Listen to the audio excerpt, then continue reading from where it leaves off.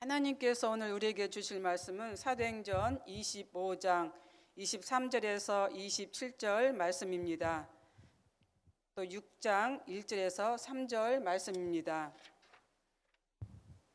이튿날 아그리빠와 버니게가 크게 위험을 갖추고 와서 천부장들과 시중에 높은 사람들과 함께 접견 장소에 들어오고 베스도의 명으로 바울을 데려오니 베스도가 말하되 아그리빠 왕과 여기 같이 있는 여러분이여, 당신들이 보는 이 사람은 유대의 모든 무리가 크게 위치돼 살려두지 못할 사람이라고 하여 예루살렘에서와 여기서도 내게 청원하였으나 내가 살피건대 죽일 죄를 범한 일이 없더이다.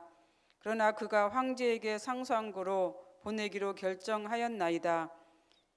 그에 대하여 황제께 확실한 사실을 아를 것이 없으므로 신문한 후 상소할 자료가 있을까 하여 당신들 앞, 특히 아그리빠 왕 당신 앞에 그를 내세웠나이다.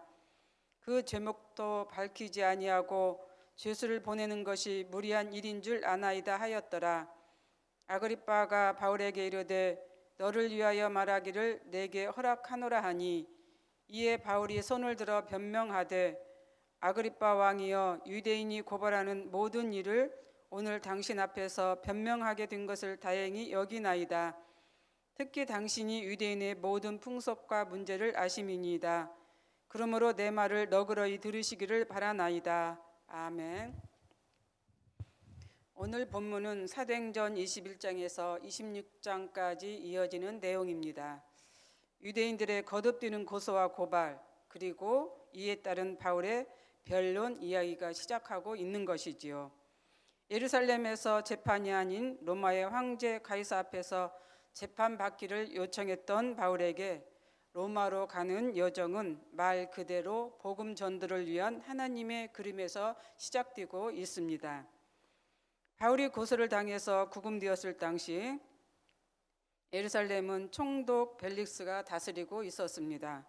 그런데 이 문제를 해결하지 않고 그는 떠났습니다. 그리고 이후에 베스도가 부임하여 가이사라에 잡혀있던 바울의 문제가 다시 부각되게 된 것이지요. 예루살렘이 아닌 로마 황제에게 재판받기를 요청했던 만큼 베스도는 바울의 죄를 파악을 했습니다. 하지만 그 죄를 찾을 수가 없었습니다. 다만 그들이 주장하는 율법과 성전에 관한 것으로 로마의 법정에 서야 할 아무런 이유가 되지 않았던 것이지요. 한편으로 바울의 죄를 찾지 못한 채 로마 황제에게 바울을 보낸다면 자신의 무능함과 함께 정치 생명에도 악영향이 따를 수 있는 상황입니다. 그때 마침 베스도에게 인사하러 온 아그리빠 왕과 예루살렘에서 온 유대 지도자들을 재판 자리에 앉게 합니다. 아그리빠 왕은 버니게와 남매지간으로 헤롯 가문입니다. 유대 민족인 헤롯 가문은 권력을 유지하기 위해 로마 황제와 친밀한 관계를 계속 가졌고 지금의 아그리빠 왕까지 이어져 왔습니다. 버니게 역시 삼촌뿐만 아니라 오빠인 이 아그리빠 왕과 불륜 관계라고 소문이 난 그러한 여인이었습니다. 베스도가 아그리빠와 유대 지도자들을 재판 자리에 앉게 한 것은 같은 동족 유대인의 눈으로 이 문제를 보도록 하기 위해서였습니다. 하지만 재판 자리에 들어올 때부터 거만한 행동이었던 그들에게 이 문제를 바로 보게 하기는 무리였습니다. 한편 베스도는 바울이 종교 문제 이외에 죄가 없다는 것을 알았고, 그렇지만 유대인들의 마음을 사야 했기 때문에 바울의 죄를 파악하는 데 어려움을 가졌습니다. 한편으로는 또 로마로 보내는 것이 무리라는 것을 알고 풀어주려고 했지만 로마 황제에게 상소했기에 바울을 로마로 보내야만 했습니다. 그리고 이어지는 6장 1절에서 3절 말씀은 법정에서 다시 한번 바울에게 변명할 기회를 주게 되는 시간이 되었습니다. 여기서 변명은 어떤 잘못이나 실수에 대하여 이런저런 구실을 대는 것이 아니라 자신의 신념과 견해를 변론하는 것을 말합니다. 바울이 재판장 앞에서 변명하는 것은 자신의 뿌리와 신앙에 대한 신념을 변론하기 위한 자리였습니다. 그런데 오히려 이 자리가 바울에게는 복음을 다시 한번 더 전할 수 있는 이제 기회가 되었다고 하는 사실입니다. 여기까지가 오늘 본문 내용입니다. 그런데 저는 말씀을 묵상하면서 문득 이런 생각이 들었습니다. 바울이 왜 굳이 넓은 길을 놔두고 좁은 길을 향해서 고생을 사서 할까? 죄인이 아닌 자유로운 몸으로 어디든지 가고 싶은 것을 누비면서 복음을 전할 수 있는데 굳이 죄수의 몸으로 어려움 속에서 복음을 전하고 있는 것일까? 지금까지의 바울의 복음 전도 행적을 보면 예루살렘과 또 아시아와 유럽이 무대였습니다. 그 중에서도 디아스포라 유대인과 이방인들이 대상자였습니다. 물론 같은 유대인들의 방해와 공작과 살해와 위험이 처처에 도사리고 있었지만 몸은 자유롭게 어디든지 복음을 전할 수 있는 그런 이제 위치였습니다. 그런데 사도행전 9장 12절에 보면은 바울의 사명은 이것 외에 세상 임금들도 포함되어 있음을 우리는 알 수가 있습니다. 주께서 이르시되 가라, 이 사람은 내 이름을 이방인과 임금들과 이스라엘 자손들에게 전하기 위하여 택한 나의 그릇이라. 바울의 전도 대상은 유대인과 이방인뿐만 아니라 세상 임금들까지였습니다. 그런데 세상 임금들에게 복음을 전하기란 쉬운 일이 아닙니다. 기회도 거의 없습니다. 그렇다면 어떻게 해야 세상 임금들에게 복음을 전할 수 있을까? 하나님의 계획은 지금 이 방법, 죄수의 신분으로 세상 임금들에게 복음을 전하는 것이 최상의 방법이라고 생각하셨던 것 같습니다. 아그리빠 왕이 재판 자리에 앉게 된 것도 따지고 보면 이런 이유일 것입니다. 로마 황제에게 재판을 받도록 요청하게 된 것도 이런 이유가 될 것입니다. 그러다 보니 바울이 로마로 가는 과정 역시 세상적으로 볼 때는 순탄하지 않는 험한 길이었지만 영적으로 보면 하나님께서 로마 군병들을 통해 매우 안전하게 로마로 인도하고 있다고 하는 사실은 우리는 성경을 통해서 알 수 있습니다.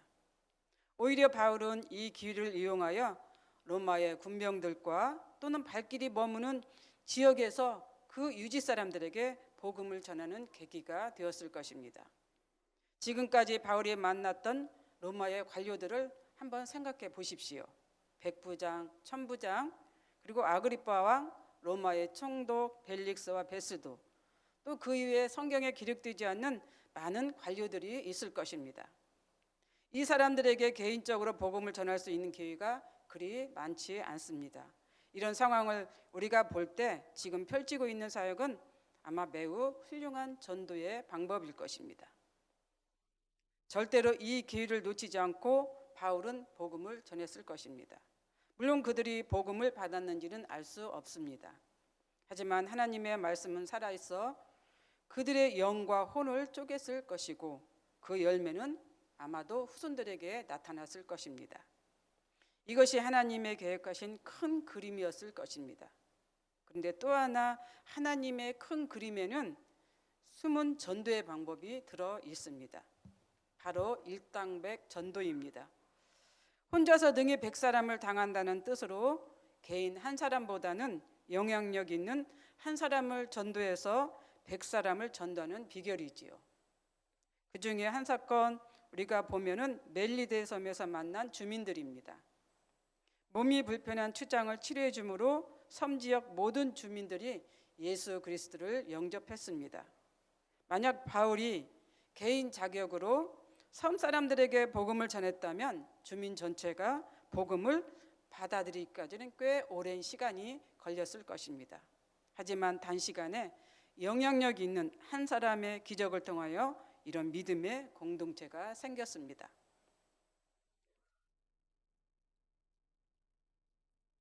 그렇습니다. 로마 황제에게 복음을 전하고자 한 계획이 바로 하나님께서 그리는 이 계획이었을 것입니다. 이런 역할을 위해서 바울은 로마로 가기를 원했던 것일 것입니다. 당시에 로마 황제가 복음을 받아들이는 일은 알 수가 없습니다. 하지만 그로부터 313년 밀라노 칙령으로 로마는 기독교를 공인하게 되었고, 이후 392년에는 기독교로 확정되어 이후 서유럽에서는 로마교회, 동유럽에서는 동방교회가 신앙을 주도해 나갔습니다. 그리고 오늘까지 이르렀습니다. 하나님의 큰 그림 속에 숨어있는 이 계획에 바울은 고난도 마다하지 않았습니다.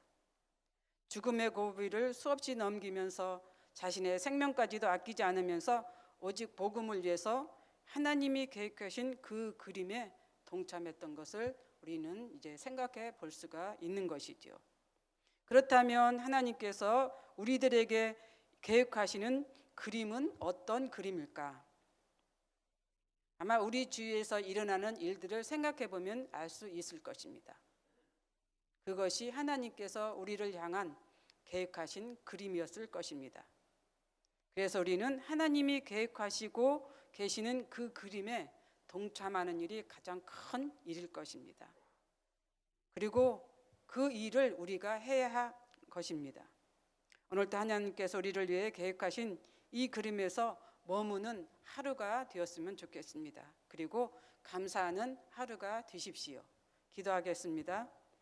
거룩하신 하나님, 오늘 말씀을 통하여 사도 바울의 복음의 행적을 돌아보았습니다. 참으로 길고 긴 어둠의 터널 같지만 그 속에서 하나님은 빛을 발하셨고 또 영혼의 사랑을 보여주셨습니다. 우리도 하나님께서 계획하시고 계시는 그 그림 안에서 동참하며 살아가게 하여 주옵소서. 복된 하루의 여정이 되기를 바라며 오늘도 풍성한 하나님의 사랑을 느끼며 살아가는 저희들 되기를 원합니다. 예수 그리스도의 이름으로 기도드립니다. 아멘. 공동 기도문입니다. 지금 들은 말씀이 내 삶으로 이어지게 하옵소서. 하나님의 말씀이 우리 삶으로라는 말씀을 붙잡고 살아가는 2022년이 되게 하옵소서. 2월에 진행되고 있는 다음 세대 교회학교 겨울사역을 은혜로 인도하시며 축복하옵소서. 코로나19로 고통당하는 대한민국과 세계를 치유하시고 회복시켜 주소서. 하나님을 경외하며 백성을 사랑하는 대통령이 선출되도록 현명한 선택을 하는 국민이 되게 하옵소서. 이 시간 공동 기도문과 개인의 기도 제목을 놓고 기도하신 후에 각자 삶의 자리로 나아가겠습니다. 기도하겠습니다. 거룩하시고 사랑이 많으신 하나님 감사합니다. 오늘도 하나님께서 바울을 통해서 계획하신 큰 그림 속에서 하나님의 사역을 이루어 나가는 것을 성경을 통해서 봅니다. 아버지 하나님, 그 속에 제가 있게 하여 주옵소서. 그 속에 제가